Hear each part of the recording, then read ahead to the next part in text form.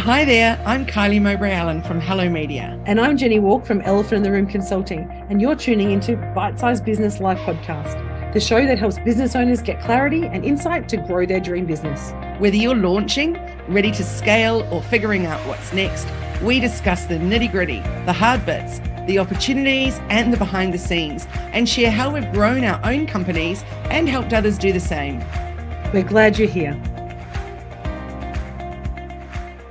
Actually, it was one of the first days of protest for then only Aboriginal people.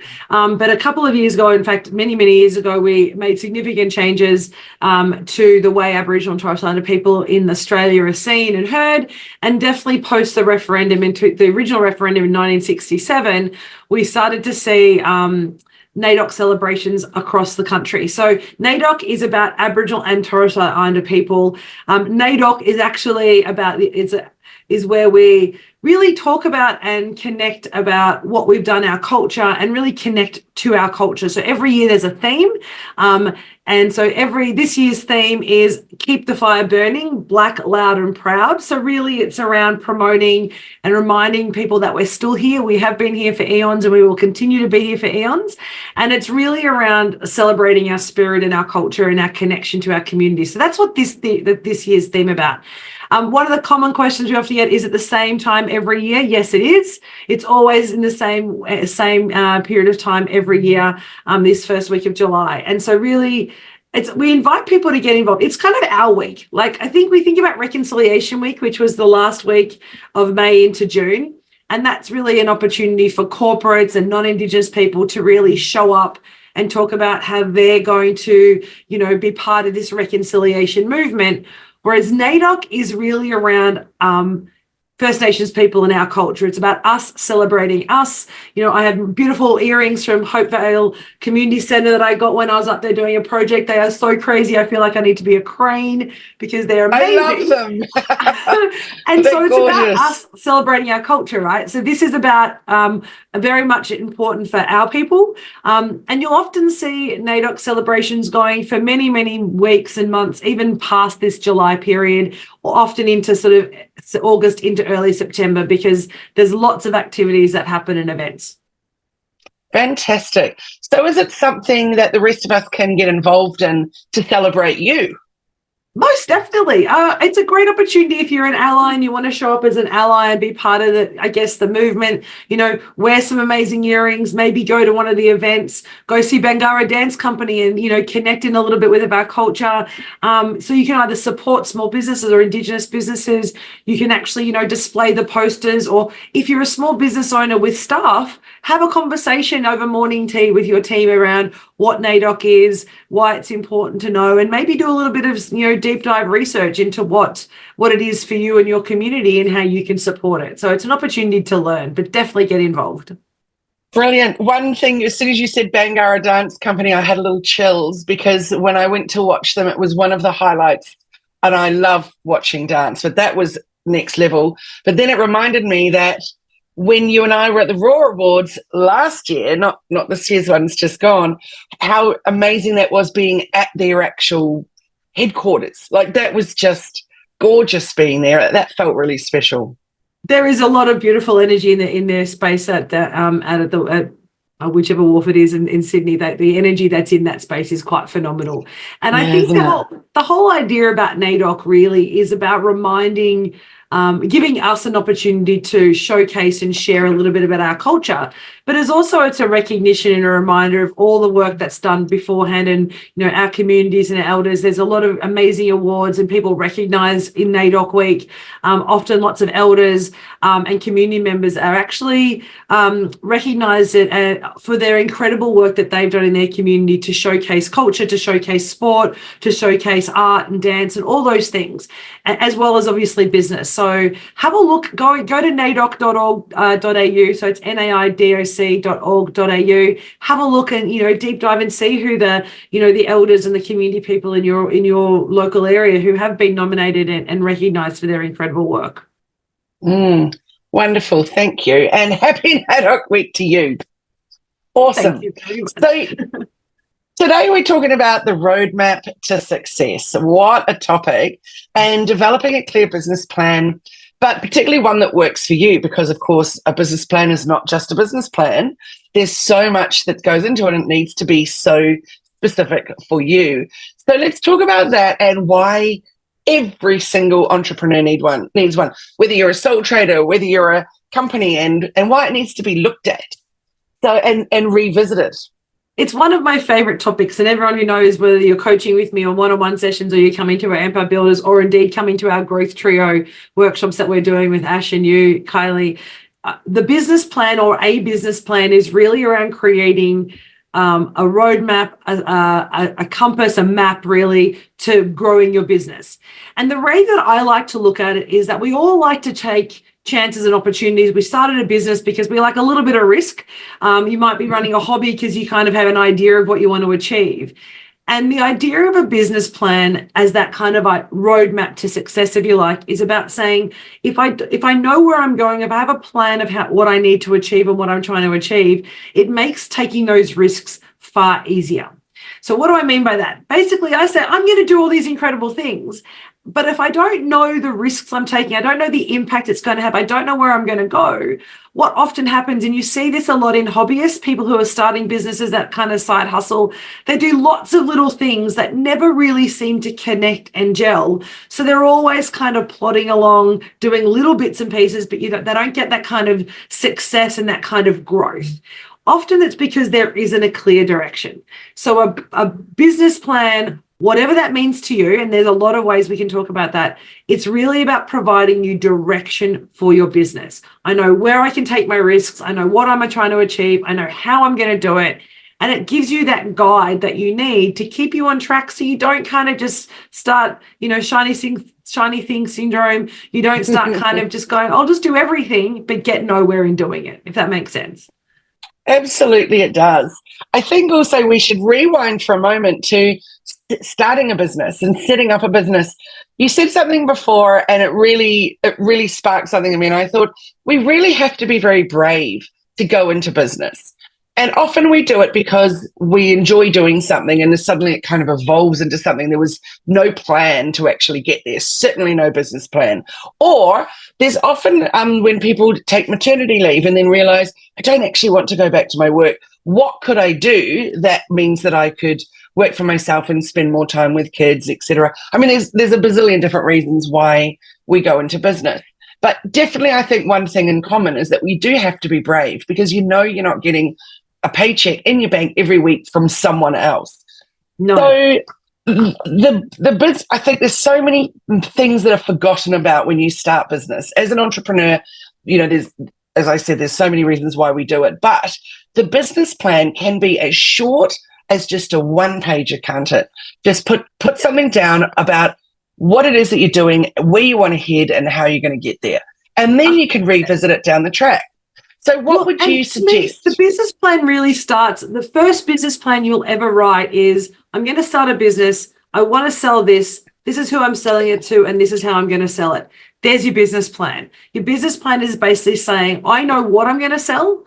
I know what problem I'm going to solve. And even if you don't know that language well, you're going to meet a need. Somebody says, we're a coach and consultant. Somebody's going to need support in building their business. So I decide one day I'm going to be a coach. So I've set my sights on becoming a coach. So yes, I'm going to become a coach. What am I selling? I'm selling coaching services as one-on-one and group coaching. And then who are you serving? We're serving people who have decided they want to start a company or want to start a business, and they don't really know how. So we know who we're serving, what we're doing, and how we're going to do it. That's your very first business plan. And from there, you can build out. From there, you go, so how am I going to sell it? What resources do I need? What's the time frame I need to deliver that? Do I need a physical premises, or do I just need technology and a computer? Do I need staff to support me, or can I do it myself? So from those first four questions, which is, statements that says, I'm going to be in business, this is what I'm doing, this is who it's for, and this is how I'm going to deliver it. Those four questions are the start of building a really comprehensive business plan. And that doesn't need to be 48 pages. It can simply be that on a napkin. Mine was literally on a napkin in Barcelona at about 8:30 on a Friday night at the Hideout Cafe with a bunch of friends. I wrote down on a napkin, this is what I'm going to do. And that was my business plan. And so we get caught up in language, and we get, the semantics of what is your business plan going to look like, and is it a strategy or a plan? I say, stop thinking about all of those things and just ask yourself what you want to achieve, how do you want to do it, who are you serving, and start with those questions, and then just keep asking yourself, what does this tell me? What does this tell me? What else do I need? What else do I need? And very soon you'll have a really complex, completed business plan that works for you in a format that works for you. A very, very simple way that I think about it and talk about it with people is basically taking it back to my days when I went to journalism school. And we have to cover in the very first paragraph the who, why, what, when, where, and then so the 5 W's and the H and the how. So you can actually take that into so many parts of life, but particularly into a business plan. So if you just write down those 5 W's and the H, it's all the things that you just covered then, but it's super, super simple. Write those 5 words down the left-hand side and then write a paragraph for each, and you're literally sorted, aren't you? Exactly. And I think we often worry about what a plan looks like. I mean, I'm used to being incredibly planful. In fact, I am still quite planful in terms of the way I operate. But I like organic I like to be a little bit kind of fluid in the way that I deliver things. And so if I had a really rigid business plan that told me step by step everything I had to do every day of the week at every point, it would hamper me. It wouldn't allow me to have creativity. It wouldn't allow me or enable me to be innovative. So if you're someone who needs a lot of structure, your business plan can be incredibly detailed, right down to kind of the actions you're doing every week that are going to drive you forward. It might build out all the detail that you need because you're detail oriented. If you're someone who just needs a bit of a framework, your business plan can just be the answers to those top 5 questions. And then the way that it guides you is it says, is what I'm going to do going to answer these questions? If we know who, it's going to be small business owners. Is this opportunity for a small business owner? Yes. Great. It's aligned with my business plan.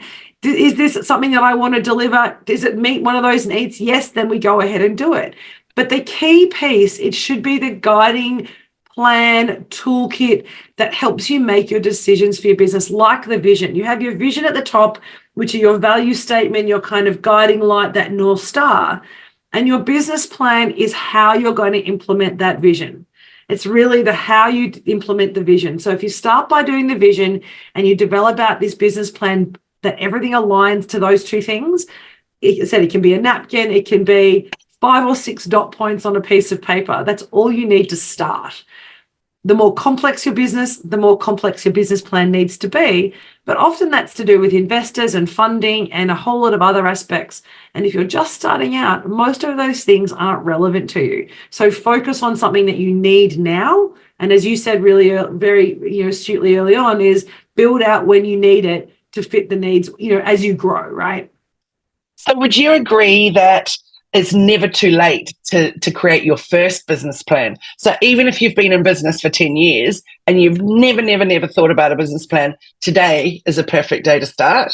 100%, because what it's going to do, it's going to elevate your business. When you actually have a business plan, it gives you an opportunity to take stock on all the successes you've had. But what it allows you to do is say, hang on, maybe I can actually recognize where the gaps have been. I can recognize where I may have had a misstep or a learning from it, something that went wrong. That allows you to say why, because we go, well, why did that not work? This was a great opportunity. We lost a lot of money though. Why was that? Okay, maybe it wasn't aligned to our mission. Maybe it wasn't aligned to our target market or our product or our demographics or anything in particular. It was just a good idea that didn't fit us. And so when you start to look at building a business plan, whether it's first year, 5th year, or 10 years in business, it gives you an opportunity to reflect back on what you've done successfully, and then importantly, how you can leverage all that incredible knowledge to grow. I just couldn't agree more.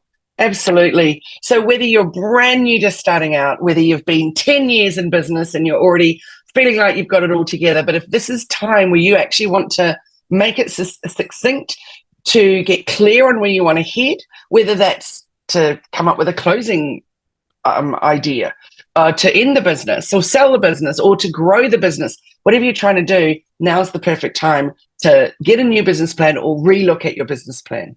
100%. And I think one of the things that we often forget in the business plan, that it includes things like your pricing and your product mix. It includes things like your marketing. So often we talk about marketing and marketing strategies as being this kind of incredibly kind of complex, crazy thing. But again, that can be equally as simple as your business plan, because it actually forms part of it. That conversation you said earlier, the five W's and the H is the how. Marketing is part of the how. Marketing is how you're getting your product in front of your people, how you're ensuring that they're staying engaged, how you make sure people know who you are and that they continue to talk about you. Marketing becomes a really core part of a growth plan and a business plan. And so what we often see, particularly with the clients I work, we see some really incredibly successful businesses because they've been serving a niche organically, particularly service industry. If you're in construction or a plumber or an artist or even a coach, they've just done their work and they've been successful by virtue of kind of providing a service that the world needs. But they're at a point now where they want to grow. And so a business plan is the enabler that allows you to grow, because it does all those things that we've mentioned. It allows you to take stock of what you're doing. It allows you to see where the key strengths of your business and how to leverage them. It gives you a really detailed understanding or reflection of what it's costing you to run the program or run your work or run your business, what investment you might need, what resources you need, but also what you may no longer need. So, and you and I do this every year with our technology audit, which for me is part of my business planning. We go through our tech at least once a year. I do it a couple of times a year, where I'll go through and say, what are the platforms that I've purchased that are no longer serving us, we want to get rid of and reinvest that money in somewhere else, generally in marketing or in sales or in some other part of the business that's going to be better, more effective.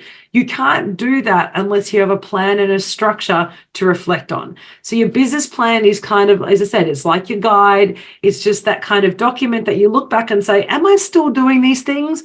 Are they still working for me? And how can I leverage these items to grow? Yeah, brilliantly said. I love that. I agree with you. And I actually never thought of that technology audit as being part of my business plan, but I do it probably once a quarter, because I'm often signing up to something because it's shiny and I'm thinking I definitely need it. But it's so important that I then get rid of other things, because I don't need to keep everything going. And probably I'm happy with how often I change things up or try something new, because I want to always make sure I'm doing it as efficiently as possible. And there's so much change all the time. But I love that you've said that's part of your business plan. Hadn't thought of that, and that's a wonderful tip. Thank you. Well, the way, if you've never done a business plan before, or you're still thinking, oh my God, even the 5 W's and the H is too hard, think of this: 3 circles on a page: finance, operations, and sales and marketing. So in your finance area, ask yourself, how much money are we making? How much money are we spending? What do we need to be able to be successful? And look at that piece. In your operations, what do you need to deliver your work? How are you currently delivering it? What's working well for you? What's not working? What do the resources look like to deliver your business? For me, technology is paramount. So that sits under operations, and that's why the technology audit is part of my operational review. And then there's sales and marketing. What is your pricing model? So bear in mind here, your pricing and your product mix is not in operations or finance, it's in sales and marketing. Understanding what it is you're selling, how much it's costing, how much you're selling it for, that sits under sales and marketing. And it links back to your conversation about how much money you need or making. It links back to what it's costing you to deliver. But your sales and marketing needs to cover your product, your placement, how you're promoting it, who your target market is, and all those pieces. And then if you think of those 3 boxes, finances, operations, and sales and marketing, and just simply go through and list out everything you're doing in those areas and ask yourself, are they talking to each other? Are they all serving the same purpose? And that's really important, because that's where the tech audit, as a really simple example, it says, hey, I've got 5 different systems. None of them are actually working with my marketing. Do I still need them, or do I need to pivot or shift? Same reason. I've got a great product I'm selling, but I'm not making enough money to be able to live because my finances are always in the red. Well, then that informs your pricing model or the way you're delivering your product or what it is you're delivering, because you need to meet a financial outcome. So each of those need to be aligned and talk together to be successful. So if you've never done a business plan before, 3 columns: finances, operations, sales and marketing. List what you're doing and ask yourself, do they work together? I think that's beautiful, and it's so simplified. And the columns is a great idea, but I really love those circles. Very easy to picture it in your brain. Yes. Really, really good. One thing I'd like to say is that one of the most common things that people come to me with, just as a little message to ask a question, which would be, what platform should I use? I'm already paying for this. Should I pay for this to schedule their content? So the first question I ask is, where are you posting? And they say only Facebook and Instagram. So then I'm like, why are you not just using Meta Business Suite?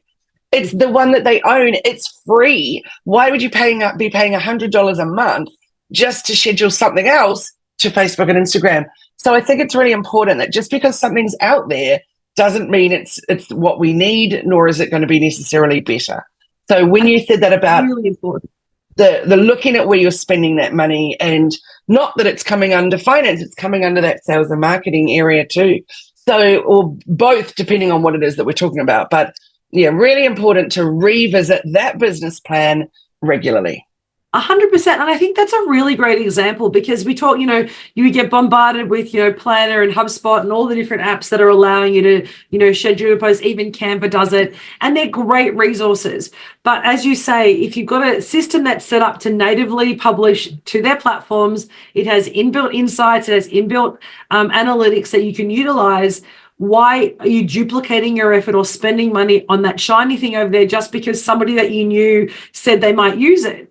Think about what's working for you. And this goes to the last piece that I think is really important when developing your business plan, is it's your business plan for your business.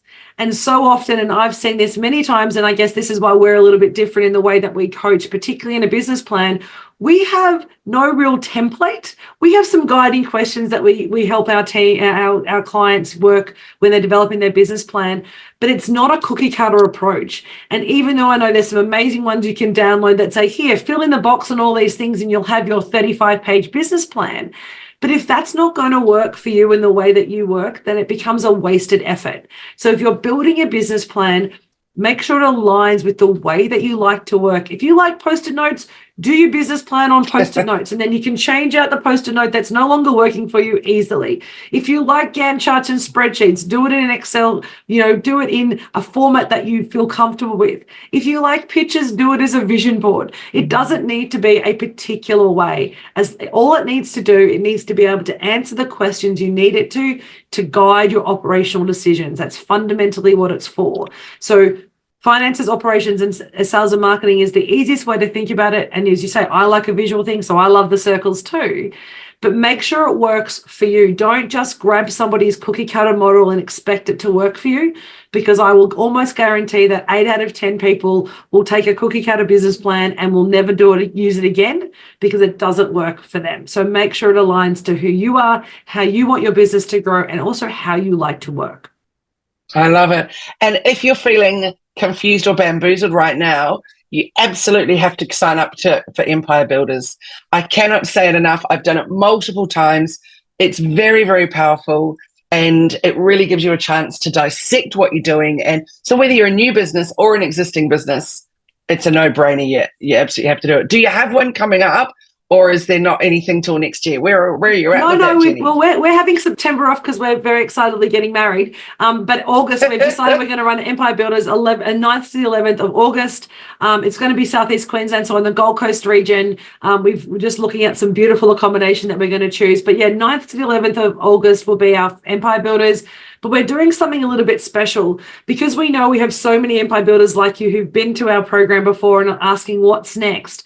We're actually going to overlay Empire Builders 2 on the Saturday and Sunday of that same weekend. So if you've already come to Empire Builders before and you just want to now level up, you want that next step to say, well, I've done my business plan, I need to tweak it, I want to grow, we want to look at that next level, then the Saturday and Sunday, we're going to overlay Empire Builders 2 into the workshop. As you know, if you've been to for those who've come before, we have plenty of time for people to step out and do their reflection and do the work while the workshop's running. So in those times when Empire Builder 1 are doing their homework, the Empire Builder 2 guys are going to be with me doing some kind of leveling up strategy sessions. So I'm really excited about having them combined because it's also an opportunity for everybody to learn from each other as well. So if you're brand new, if you're experienced, It's the weekend to come, 9th and 11th of August. You can reach out to us on our socials, but you can go to empirebuilders.com.au for our landing page and actually sign up and get the information you need straight away from there. That's so cool, Jenny. I definitely encourage you all to come along. I had no idea it was August, so that's cool. That's in 1 month. It is. So It's only prioritize that. 7 weeks away or 6 weeks away, I think, till our next Empire Builders. We have some very Sorry, special what was the offers. date? The 9th to the 11th of August. So I think it might be. Oh, no, today's the 8th of July. So it's 5 weeks away. It's actually technically 5 weeks away. Wow. Yeah. I'm Exciting. excited about. I'm really, really excited about it though. So we're looking forward to having that event. But I know we've got more before that. A couple of weeks before that, we've got the Growth Trio here in Brisbane. So on the 26th of July, we have our beautiful event here up in Brisbane doing the Growth Trio with you, Ash and I, and we're looking forward to that as well. Yeah, really looking forward to it. And we've got to. Somebody's asked it and put in the comments and said, just a reminder, what were the 5 W's? That's where, why, what, when, and where, why, what, when, and where. And I've said where twice. And how. Where? Hang on, there's still 5 W's though. So where, why, what, when, Who. Oh, who? Oh my goodness. And the how. Thanks, Jenny. It's okay. There you go, Jacqueline. That's for you. The how. That's the one I forgot. Sorry, the who. Oh my gosh. It's Monday. It's fine. So Kylie, we have so many cool things coming up in the next couple of weeks. So we're going to start talking inclusive. We're going to start talking accessibility, which is really important at the moment, looking at how we can make sure our website and our socials and our ads and all our information and even the way we deliver our program is really considering creating an accessible and inclusive environment for everybody. So I'm so excited when we do that session with you. And we're going to talk a little bit about sustainability in small business as well. So the next couple of weeks, I cannot wait because it's all of these things are leading from this conversation we had a couple of weeks ago. You talking about how you're showing up and looking at your marketing and looking at your marketing funnel, talking about how we're using AI as a business opportunity, talking about vision, talking about business planning, all of these things linked together to grow really long-term sustainable business. So I'm very excited about the next couple of weeks talking with you. Me too. It's exciting for July, really. We could do the whole month of July is just talking about sustainability in terms of inclusivity, accessibility, and building a business that actually lasts and works for everyone. Exactly. I love it. And so in the interim, before we catch up again next time, how can people find you, Kylie? Jump on to hellomedia.team. You'll find our socials through there. You'll find a bunch of great blogs in there. So that's a good spot to start. What about you, Jenny? So if you're interested in Empire Builders, empirebuilders.com.au is the place to go. For the rest of us on our socials, Elephant in the Room AU, you can find us across all the social platforms. So try us on either one. Reach out, DM us if you have any questions, and we will connect with you. Yes, so my brain just stopped. Chat's coming in. That too today. Oh, look, guys, I really look forward to seeing you soon. It's been awesome connecting with you, Jenny. And you're flying off to where next? Flying off to New York this week, New York, New Jersey on Wednesday for a week. Back, we're only a quick trip here Wednesday, back next Wednesday. So we won't have Bite Size next Monday, but we're rescheduling that date. But yeah, no, I'm really excited going over, talking to a couple of people about opportunities. As you may know, I'm trying to get Empire Builders. We're going to launch a program next year in the US. So we're just sussing out some places that we might want to run it, having a look at some people we're going to partner with to deliver that in the US early next year. So very exciting trip, this one. So fun, Jenny. Well, I'll be zooming in with you again from New Zealand next week. And I really look forward to seeing you then. And we'll start our topic of sustainable business. Sounds amazing. Thank you for everyone. Thank you, Kylie. Thanks for everyone for tuning into this episode of Bite Size Business Live podcast. Be sure to subscribe and follow us so you don't miss any future episodes. We look forward to seeing you next time. Thanks, everyone. Have a great day. Bye now. Cool. Thanks so much.